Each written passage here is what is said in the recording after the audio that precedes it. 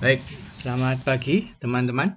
Hari ini kita kembali ke proses belajar ya. Jadi hari ini saya akan menyampaikan pembelajaran tentang screening resep. Ini bisa berguna untuk teman-teman yang mengambil kuliah di bidang farmasi. Kita melihat dari sisi resep, itu terkait resep ada 3 hal yang bisa kita kaji, yaitu kajian administratif, kajian kesesuaian farmaseutis, dan kajian pertimbangan klinis. Tentunya 3 hal ini sudah sangat dipahami oleh teman-teman semua. Untuk kajian keadministratif, yaitu mengikuti nama pasien, umur, jenis kelamin, dan berat badan, kemudian nama dokter, surat izin prakteknya, alamat, nomor telepon, dan paraf, serta tanggal penulisan resep. Untuk kajian kesesuaian farmaseutis, yaitu bentuk dan kekuatan sediaan, stabilitas, serta kompatibilitas. Untuk pertimbangan klinis cukup banyak terkait dengan ketepatan indikasi dan dosis, aturan, cara, dan lama penggunaan obat, duplikasi dan atau polifarmasi, reaksi obat yang tidak diinginkan, kontraindikasi, dan interaksi. Nah, ini teorinya semuanya seperti ini. Nah, secara operasional bagaimana kita mulai belajar mengkaji resep. Ini ada yang namanya daftar telilik screening resep. Ini rata-rata semua mahasiswa farmasi tentunya memiliki daftar tilik ini. Daftar tilik ini memang pertama kali terlihat rumit, tapi sebetulnya ini sangat operasional dan kalau diikuti teman-teman akan mudah sekali untuk belajar memahami screening resep ini dengan lebih cepat. Ya. Kita lihat saja satu persatu ya. Pertama kita screening asal-usul resepnya. Di situ tertulis dari dokter siapa, alamat dokter, SIP dokter, ya. Ada kotak-kotak ke kanan itu, valid, invalid, atau meragukan. Teman-teman bisa mencoba mencentang apakah itu semua sudah sesuai, misalnya valid, valid, valid, gitu ya. Untuk SIP dokter tidak hanya masalah valid, tapi apakah masih berlaku atau sudah kedaluarsa. Ini untuk belajar kita perlu sekali untuk mencoba melihat itu juga. Lalu jangan lupa pastikan bahwa pada resep itu ada tanda tangan atau paraf dokter. Rata-rata paraf dokter. Paraf dokter ini menjadi penting untuk menjamin sebuah keaslian dari resep. Tanggal penulisan juga jangan lupa, karena ini juga perlu dilihat. Bisa jadi ke dokternya misalnya tanggal 1 di awal bulan, belinya obat di tanggal 10. Dan ini juga perlu dilihat kembali. Selama 10 hari belum membeli resep ini, apakah pasien itu sudah masih memiliki obatnya atau obatnya sudah habis. Ini perlu dicek juga oleh teman-teman farmasi. Lalu dari screening 1 ini kita putuskan lolos atau ditolak untuk asal-usul resep. Ya. Mudah ya. Lalu untuk berikutnya, untuk screening yang kedua, asal-usul pasien. Ini juga penting. Pertama, nama pasien, umur pasien, jenis kelamin laki-laki atau perempuan. Itu di cross-checkkan lebih dulu. Lalu berat badan, tinggi badan juga dituliskan bila memang itu diperlukan untuk misalnya perhitungan dosis misalnya. Kemudian alamat itu juga dituliskan ya, apakah dia pasien baru atau pasien lama. Ini asal-usul pasien ini harus jelas. Supaya apa? Obat yang diberikan oleh apoteker itu betul-betul untuk orang tersebut. Jangan sampai salah nama. Ya, ini yang penting. Lalu keputusan apoteker dari asal-usul pasien ini apalah? Kalau semuanya sudah valid, sudah oke, maka kita bisa katakan lolos. Tapi kalau ada yang meragukan, kita bisa centang tolak. Lalu berikutnya screening ketiga yaitu terkait obat-obat yang diminta. Untuk resep biasanya ada 2 kemungkinan penulisan, yaitu entah nama dagang atau nama generik. Bisa ditulis kalau nama dagang kita tulis di situ ya. Misalnya Ponstan itu nama dagang, tapi misalnya tidak ditulis Ponstan, ditulis nama generiknya juga bisa, misalnya asam mefenamat. Bentuk sediaannya apa? Tablet, kapsul, atau bentuk yang lain. Nah, terus itu kekuatan, dosis, ya, jumlah. Ini perlu ditulis juga dengan baik. Lalu dosis terapi di sini adalah untuk cross check untuk teman-teman apoteker, berapa sebetulnya dosis yang paling cocok, apakah dosis tersebut masuk dalam range dosis terapi. Lalu setelah itu dilihat cek lagi apakah di situ ada permintaan cara pakai obat. Di sini maksudnya cara pakai obat ini kalau terkait dengan obat tablet atau kapsul itu mudah, cukup secara oral. Tapi bagaimana kalau cara penggunaannya misalnya seperti meterdose inhaler, itu kan dengan cara dihirup. Bagaimana dengan penggunaan enema, itu tidak dilakukan secara oral. Bagaimana terkait dengan misalnya salep topikal, nah itu kan semua dioleskan. Ini juga cara pakai obat ini penting. Apakah ada penulisan secara khusus di sini? Lalu aturan pakai. Aturan pakai ini penting. Sudah ditulis secara jelas atau tidak? Lalu cara penyiapan obatnya seperti apa? Apakah ada penulisan atau ada informasi khusus yang lain? Lalu screening berikutnya, screening kelima, itu yang sesuaikan dengan kondisi screening yang keempat. Apakah bentuk sediaannya sudah sesuai dan stabil atau tidak? Ya, ini juga harus kita perhatikan di situ. Nanti terkait dengan bagaimana kita memberikan informasi obatnya. Lalu kesesuaian antara potensi dan dosis, inkompatibilitas, apakah ada atau tidak, cara pakai obat, lalu aturan pakai obat dan lama pemberian.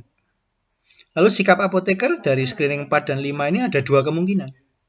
Kalau Anda masih meragukan atau belum yakin apa yang sudah tertulis, maka Anda bisa konfirmasi ke dokter.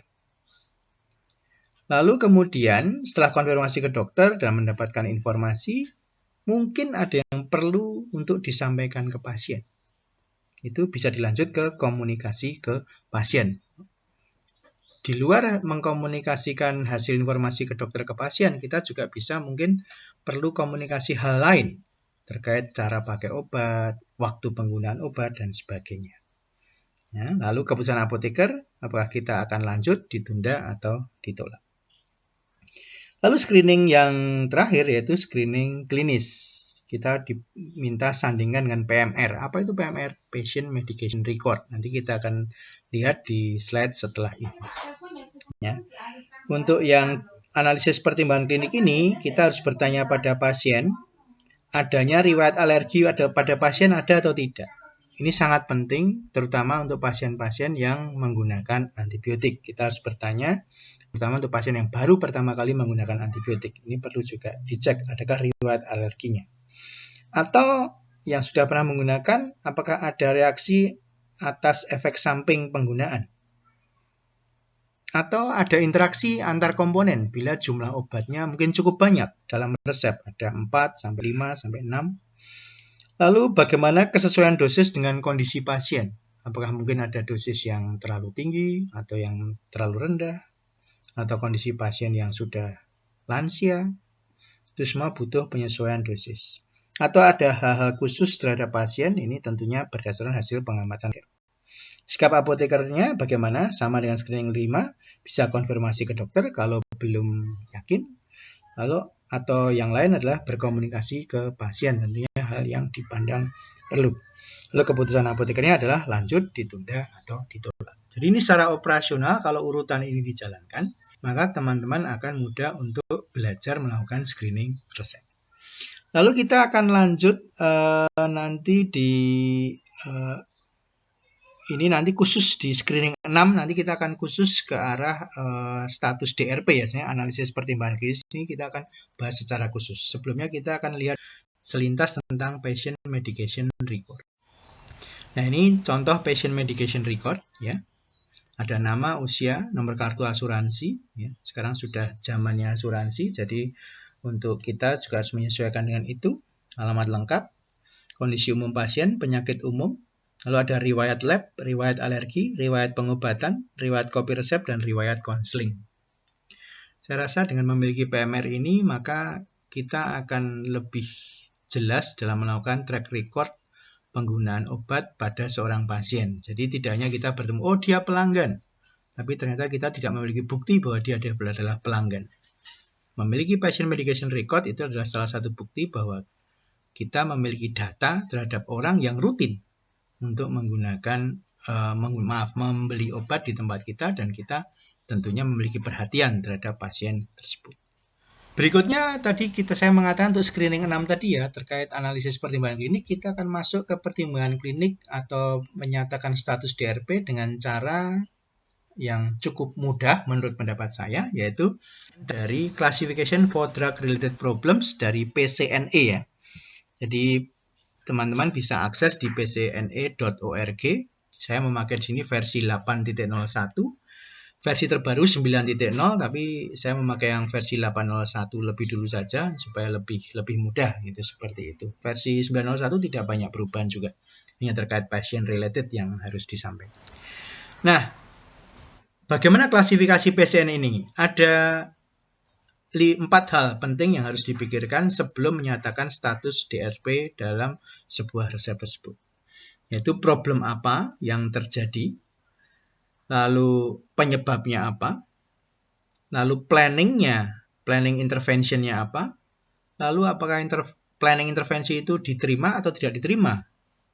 Kemudian terakhir kita tentukan status DRP-nya. Ini akan membantu teman-teman untuk lebih baik dalam belajar farmakoterapi juga dengan melihat pertimbangan klinik pada sebuah resep. Kita mulai ya. Nah, apa kunci sukses untuk menggunakan PCNE ini? Pertama, problem. Problem itu oleh PCNE dinyatakan hanya ada 3 kemungkinan. Terkait efektivitas terapi, tertulis di situ treatment effectiveness. Terkait keamanan obat, treatment safety. Yang ketiga adalah lain-lain. Jadi, kalau teman-teman sudah bisa menggolongkan problemnya itu terkait 3 hal tersebut, baru beranjak kepada penyebabnya itu apa. Penyebabnya diklasifikasikan ada 7-8, yaitu terkait seleksi obat, bentuk sediaan obat, kemudian durasi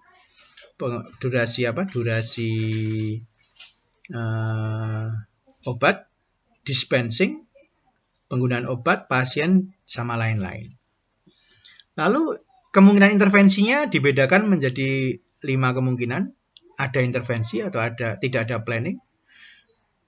Intervensi pada penulis resep atau berkomunikasi dengan penulis resep. Pada level pasien, komunikasi dengan pasien. Atau mengubah bentuk sediaan obat atau lain-lain. Lalu dari sisi intervention itu ada kemungkinan diterima atau tidak diterima. Lalu kalau rangkaian ini sudah dilakukan, maka kita akan bisa tahu status DRP-nya, yaitu unknown atau tidak diketahui, terselesaikan solve, partially solve, terselesaikan sebagian atau tidak terselesai. Kita lihat yang problem. Problem itu ada 2, potensial atau aktual. Aktual itu artinya apa? Problem yang kita lihat menjadi sebuah masalah itu ada data pendukungnya. Misalkan, seseorang mendapatkan obat diabetes. Tapi ternyata hasil labnya menunjukkan glukosa darah sewaktunya masih di atas 200. Artinya, ada problem terkait efektivitas terapi. Maka namanya problem ini adalah problem aktual. Ya, kalau potensial, itu ada kemungkinan terjadi problem, tapi kita tidak memiliki data untuk menunjukkan problem itu terjadi. Jadi kalau kita lihat di slide ini, ada efektivitas terapi yang pertama, lalu keamanan terapi, dan ketiga yang lain-lain. Untuk efektivitas terapi, problemnya ada 3 cara mengatakannya. Apakah yang P11 tidak ada efek dari obat? Kalau P12, efek dari obat tidak optimal. Kalau P13, terdapat simptom atau gejala yang belum diterapi. Kalau terkait keamanan obat, hanya ada 1 problem, yaitu efek samping atau risiko yang kemungkinan terjadi. Jadi kata kuncinya ada di kotak yang sebelah kiri itu, patient suffers or could suffer, atau apa yang dirasakan pasien dari adanya kemungkinan kejadian efek samping obat. Lalu yang ketiga, problem others, lain-lain itu apa? Terkait cost effectiveness. Misalnya pasien tidak memiliki uang untuk beli, atau pasien mengalami kesulitan ekonomi, itu termasuk problem with cost effectiveness of the treatment. Lalu bisa juga unnecessary drug treatment, ada obat yang tidak diperlukan, atau yang P33 misalnya ada unclear problem atau komplain dari pasien. pasien merasa jenuh misalnya. Nah, itu termasuk unclear problem atau komplain yang menjadi perhatian. Setelah teman-teman melihat semua problem itu, maka kita akan memikirkan penyebabnya itu apa. Kita ambil contoh aja di drug selection misalnya. Di drug selection misalnya begini.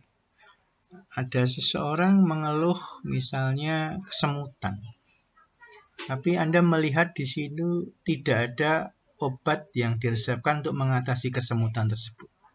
Maka kita melihat ada problemnya adalah apa?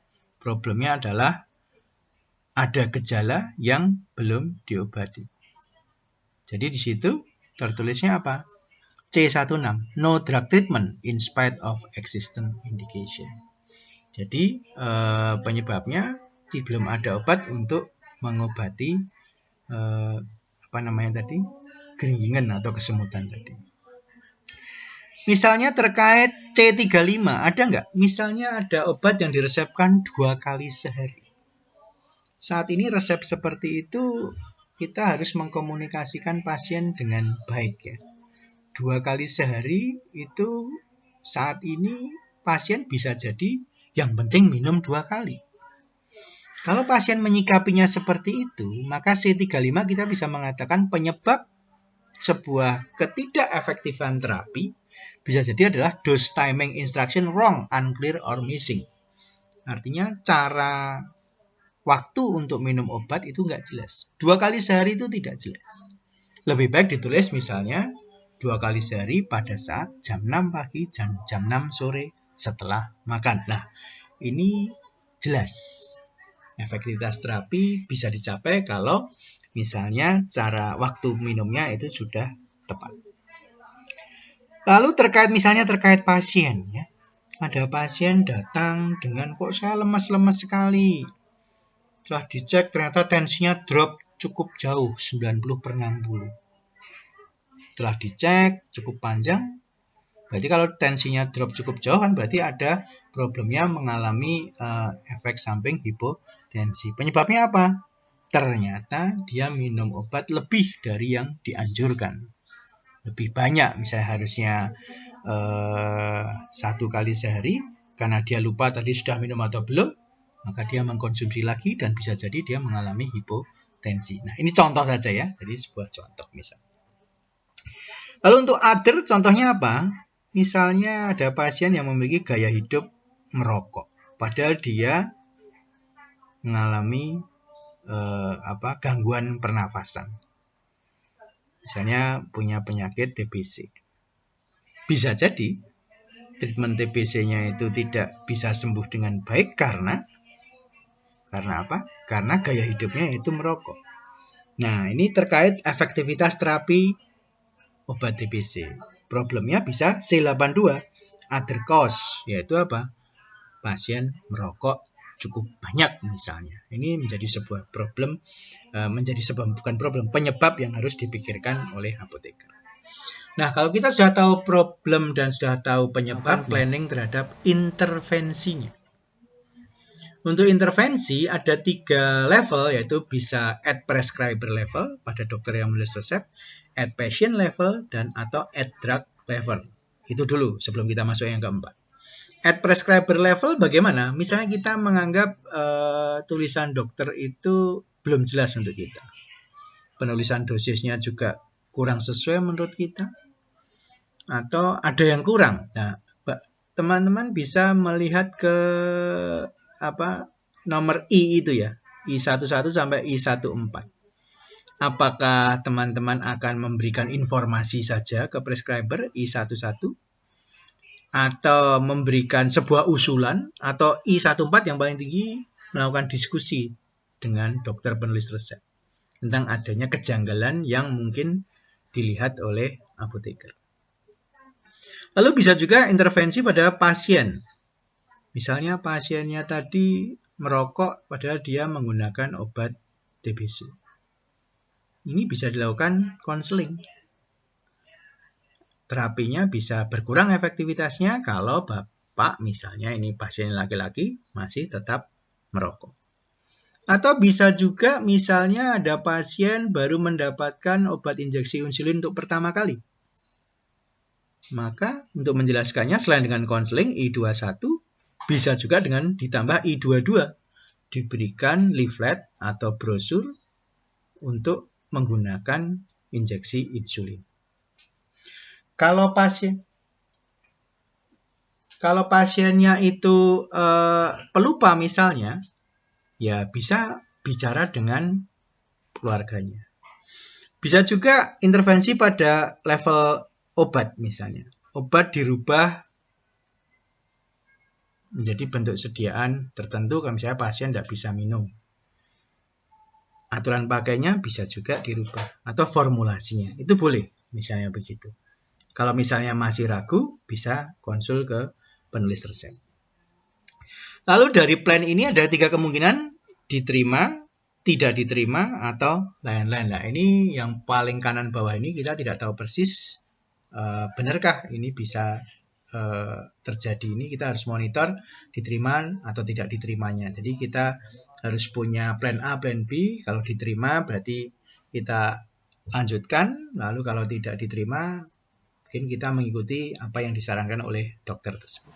Lalu dari situ kita lihat status of DRP-nya terselesaikan, sebagian terselesaikan, atau tidak terselesaikan. Lalu ada cara lain yang lebih simpel teman-teman untuk terkait DRP ini, yaitu kotak tabel ini. Misalnya dari resep itu teman-teman melihat, oh ada problem medis yang akan diselesaikan, yaitu diabetes dan hipertensi, misalnya begitu. Anda melihat kotak yang ke kanan, apakah pasien sudah mendapatkan obat? Kalau sudah dapat, kita centang. Kalau sudah dapat obat, kita centang, lalu kita cek lagi, sesuai nggak obat itu untuk kondisi pasien tersebut. Itu maksudnya sesuai itu adalah, apakah sesuai untuk kondisi pasien tersebut. Pertimbangkan kondisi khusus, lansia, anak-anak, atau misalnya lagi gangguan liver, gangguan ginjal. Lalu cek lagi ke sebelah kanan, apakah obat itu efektif. Lihat di dosisnya. Sudah cocok belum masuk dalam range terapi. Yang keempat, cek aman tidak obat itu. Yang terakhir, pasien kira-kira akan patuh atau tidak dalam menggunakan obat itu. Nah, begitu teman-teman cara praktis untuk belajar screening resep. Semoga cerita singkat ini, yang sekitar 20 menit ini, bisa membantu teman-teman untuk belajar screening resep dengan lebih baik. Nanti kita akan lanjutkan dengan contoh-contoh untuk melakukan screening resep dengan obat ya, yang akan kita sampaikan di video berikutnya. Oke, itu aja ya. Sampai jumpa lagi. Semoga sukses untuk studinya. Terima kasih.